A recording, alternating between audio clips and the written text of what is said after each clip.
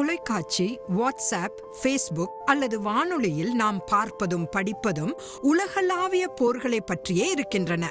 கர்த்தராகிய இயேசு கிறிஸ்து மத்தேயு 24:7-8 ஜனத்திற்கு விரோதமாய் ஜனமும் ராஜ்யத்திற்கு விரோதமாய் ராஜ்யமும் எழும்பும், இவைகள் எல்லாம் வேதனைகளுக்கு ஆரம்பமே என்று கூறினார். ரஷ்யா, யுக்ரைன், சீனா, வடகொரியா, இஸ்ரேல், அமெரிக்கா, ஹமாஸ், ஹவுதீஸ் மற்றும் ஹிஸ்புல்லா எப்போதும் போர் சூழலிலேயே இருப்பதை நாம் அறிவோம்.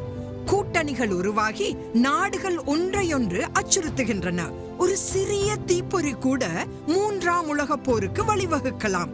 வேதாகமத்தை வாசிக்கும் கிறிஸ்தவர்கள் நாம் உலகத்தின் கடைசி காலங்களில் இருக்கிறோம் என்பதை ஒப்புக்கொள்ள முடிகிறதா?